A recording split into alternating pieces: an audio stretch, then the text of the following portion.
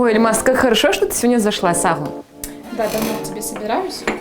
Кстати, тебя можно поздравить, ты замуж выходишь. Правда, мне придется привыкать к твоей новой фамилии. Спасибо, Адиля. Ни к чему привыкать не нужно будет. Мы с Айдером решили совершить просто никах. Как? И даже в ЗАГС не пойдете? Ну да, зачем нам официальный брак? Это все ненужные формальности. А когда дети появятся, ты их тоже на свою фамилию запишешь? Почему бы и нет? Многие оформляют статус матери-одиночки и даже получают выплаты или просто живут в гражданском браке. Похоже, ты не знаешь, какие могут возникнуть проблемы у семей в незарегистрированном браке. Давай узнаем об этом у юристов. В разговорной речи гражданским браком принято называть фактические семейные отношения без регистрации брака.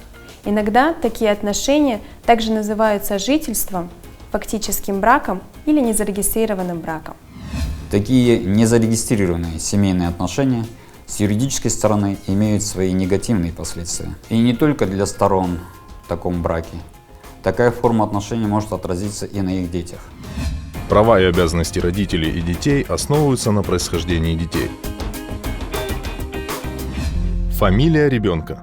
Если брак зарегистрирован, то муж автоматически вносится в свидетельстве о рождении ребенка как его отец. А в случае незарегистрированного брака в свидетельство о рождении ребенка могут вписать имя и отчество отца со слов женщины. Однако фамилию ребенок получит такую же, как и у матери. В случае рождения ребенка у матери, не состоящей в браке, при отсутствии совместного заявления родителей или при отсутствии решения суда об установлении отцовства, фамилия отца ребенка в книге записи рождений записывается по фамилии матери, имя отчество отца ребенка по ее указанию. Для того, чтобы ребенок носил фамилию отца, родителям, живущим в так называемом гражданском браке, придется пройти через процедуру установления отцовства. Содержание семьи и ребенка. С точки зрения общественной морали и сложившихся традиций, беспрекословным фактом остается то, что родители обязаны содержать своих детей, по крайней мере до их совершеннолетия.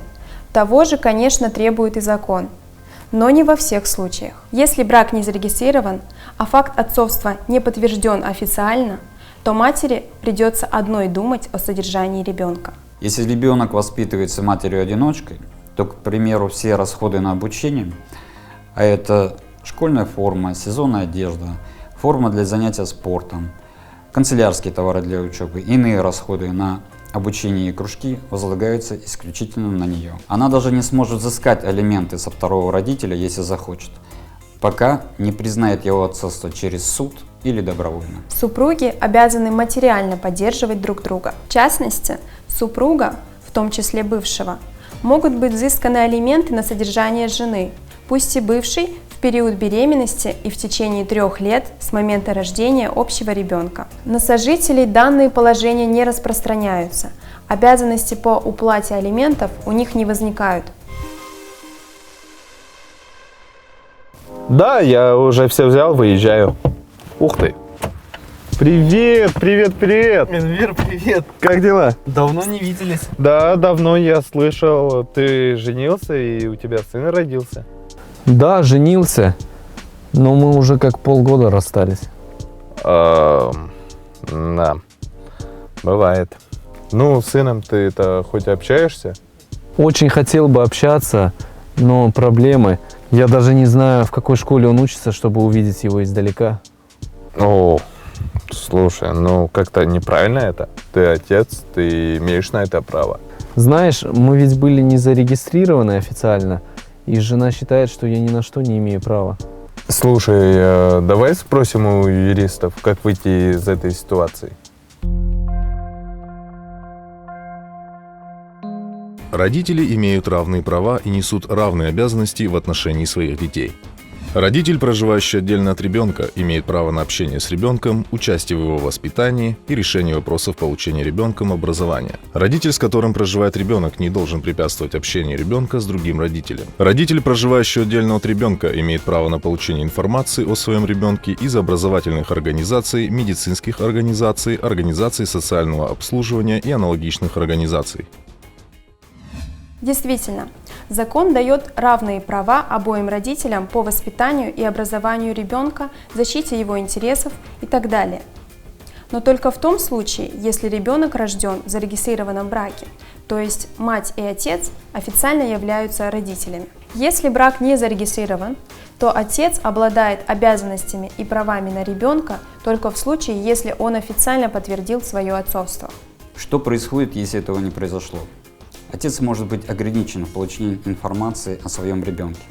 Ему могут запретить посещать утренники, соревнования, конкурсы, даже больницы, если ребенок вдруг в ней окажется.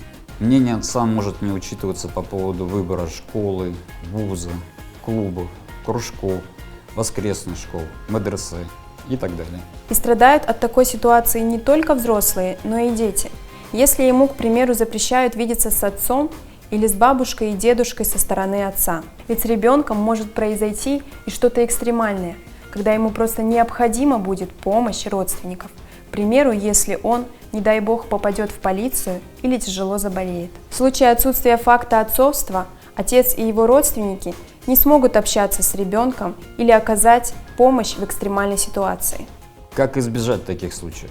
Как защитить права ребенка, матери и отца, если их брак не был зарегистрирован или по какой-то причине распался, мы расскажем в следующем выпуске. Смотрите проект «Провокатор». Зная свои права и обязанности, вы можете обезопасить себя и позаботиться о спокойной семейной жизни с гарантией защиты ваших законных интересов и прав.